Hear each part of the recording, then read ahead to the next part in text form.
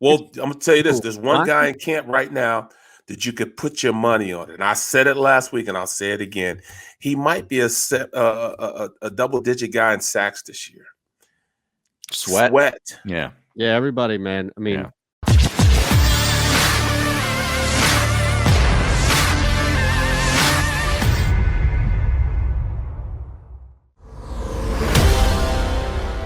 Sitting there with his pen.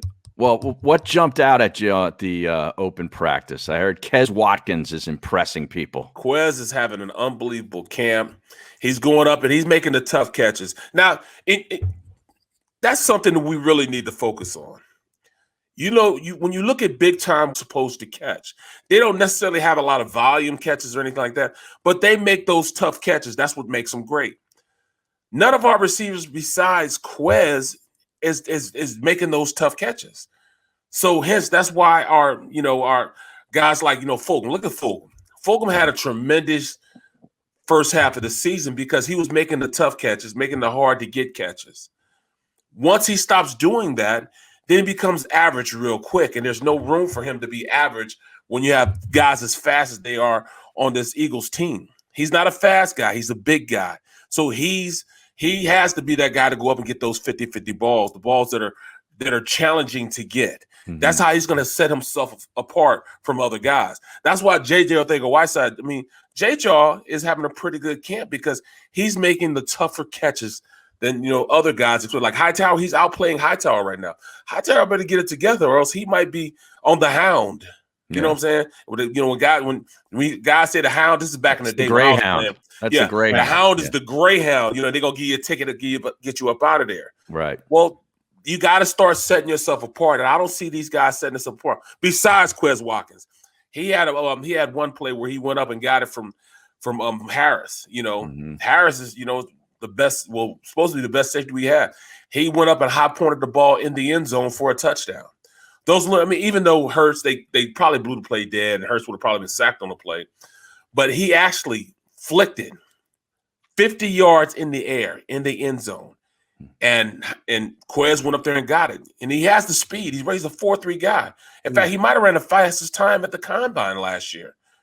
So how did he last all the way to the 6th round? Well, I don't know. Mississippi State, he wasn't making those Southern Miss. Yeah, he wasn't making those big time catches. I'm telling you, that's what sets guys apart. When you can make the big time catch, you might not even have to be a volume catcher, but you got to flash sometimes in order to be noticed. And he's at this point now where he wants to get noticed. I don't see why he's not starting. He should be a starter now. He should be a starter because he's showing in camp. I don't know, man. Like I feel like we get caught up in this stuff every year, right? You're right. Yeah. No, but here's the thing. I'm not saying you're wrong. You're right about that. See, but hold on. Let me clarify, because I don't want it to sound like I was coming down on what you were saying. I think what happens is there's not enough middle ground, right? Like Greg Ward and who was the cat before him that was balling in camp, and it was like, hey, this is our new number one. It was like, whoa. Why don't we just look at somebody who should be now a contributor? And that's kind of how I felt like with Watkins, right? And now what you're saying, it makes me feel better about that. But I feel like there are going to be people that take what Barrett just said and are going to go, oh man, all right, now let's do this. We got a number one. We got a yeah. And it's like, whoa. We need to have, I'm not saying pump the brakes. I'm saying we need to have middle ground. That's it. We need a little more. We need a little more in stock. Build that stock up a little more before we just go ahead and anoint you. Well, we also need to see him play against another team in a game. Exactly. Everybody wants to get up in arms because he caught something in practice. Well, I'm gonna tell you this: there's one guy in camp right now that you could put your money on it. And I said it last week, and I'll say it again. He might be a double-digit guy in sacks this year. Sweat. Yeah, everybody, man.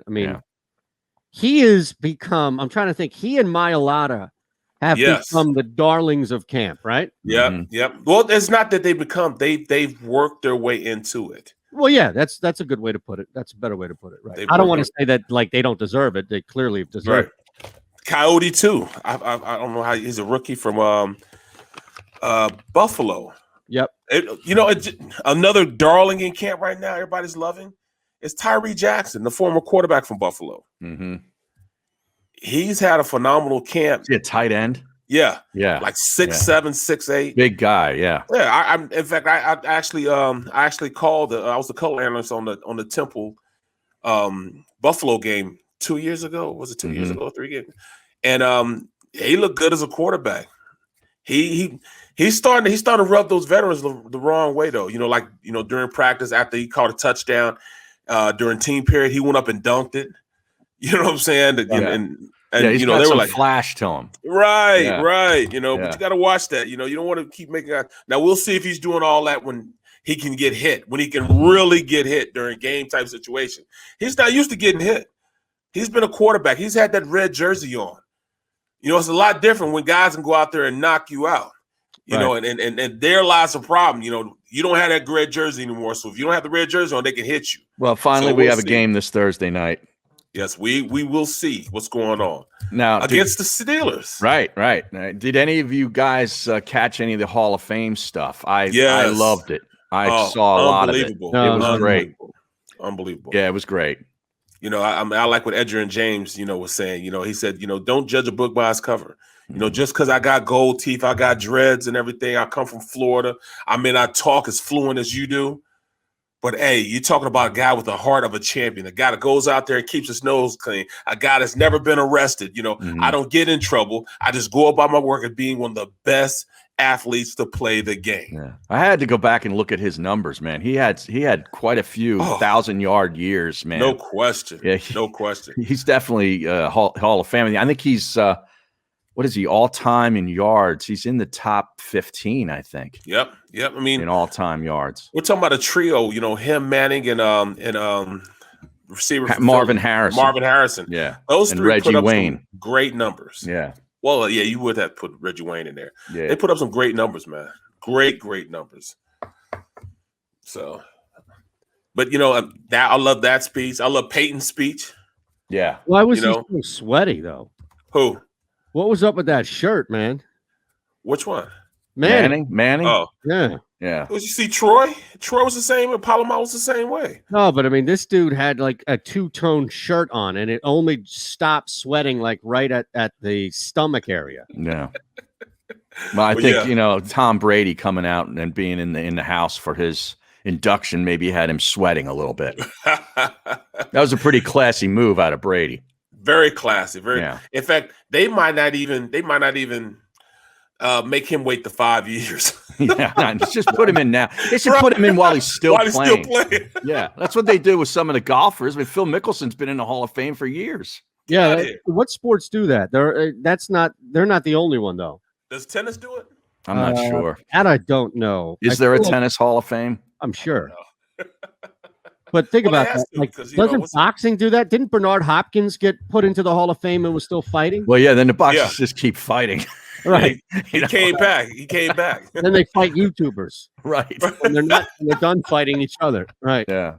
I don't know, man. I feel like individual sports probably a better way. Like the NHL doesn't do this. You have to be done.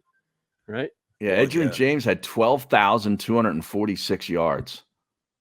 Yeah. Well, if that will now see, there lies what Ricky Waters had. What 10,000? That's why I'm saying Ricky should be a Hall of Famer also. I don't know why they're not giving him, really a chance, but he should be a Hall of Famer, man. Here's what I don't get. Like, why is Calvin Johnson a first ballot Hall of Famer, but T.O. is not? Right. Oh, that doesn't make sense. No, it makes sense because he rubbed people the wrong way. And that's what happened. Yeah, so did a lot of guys. Exactly right. I mean, Ty Cobb killed somebody. Right. And he's in the freaking Hall of Fame. I think Emmitt Smith's a jerk, and he's the number one guy in rushing yards. You're absolutely. He's one of the worst people, that I met being around him. Yeah. And usually when you're around guys, you usually feel as though you're on an even level, and it's not like a guy that's not played, but even big times the guys that are former players. You know what I mean? So I guess I'm not on his level. He made sure that that he wouldn't talk to me, but he talked to everybody else. Oh yeah. Not surprised. Yeah, he kind of ignored me, but that's fine though. I'm a sucker for that Hall of Fame stuff though, man. I don't know. Well, you like I turned back into a 10-year-old kid. Yeah, I was going to say, like watching football in the 70s. I don't know what it is, but I get like emotional when I hear guys talk about their coaches. Oh yeah, you know what I mean? Like the impact that they had on their lives. I think that's pretty cool. Yeah, dude. I mean, I tell people all the time, you know how Snyder, you know, Bill Snyder, he saved my life, man. He really put me on the right track. You know, I wasn't a guy, I wouldn't do anything stupid, but he gave me the discipline to not be lazy and go out there and really put me in a position to be successful. You know, he came and took me off that Greyhound bus. He you know, he did the little things, you know, make sure, you know, he made sure I was clean shaved, you know, I was clean shaved, no mustache, no beard, you know.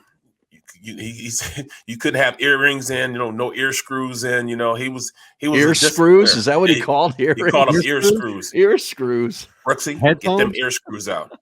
Now that's what I'm going to call. What's it called now? What are these damn pods? That's what I'm calling these Apple pods now. Oh yeah, ear screws.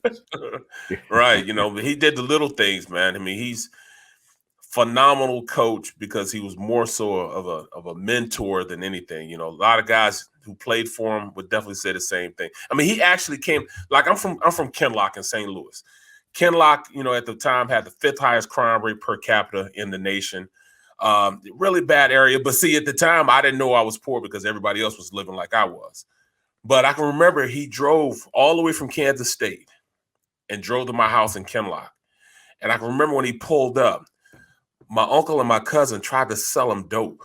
Is that they right? Ran up to his Cadillac because back in the day, you know, I'm just being real with you guys. Back in the day, you know, prosperous people would come in and they would give them, they said, all right, they wanted, you know, some dope. They would give them the dope and they let them use their car for the day. It's like they were renting this car for drugs. Wow. Well, they ran up to us going, hey, I want this Cadillac. No, I want this Cadillac. I'm going, yo, get away from him. Yeah. That's the coach from Kansas State. Oh, my fault. My fault, bro. My fault. He wasn't in a purple Cadillac, was he? No. It was like a gold Cadillac. But they wanted to use the Cadillac to rent it for drugs. Man, I'm like, come on, man. Come on. I said, sorry about that, coach. He's like, oh, Barrett, interesting characters you got there, huh? I said, they're actually my cousins. We got to take a quick break. We're coming up more on the weekend here. We're back in 3 across the board. It is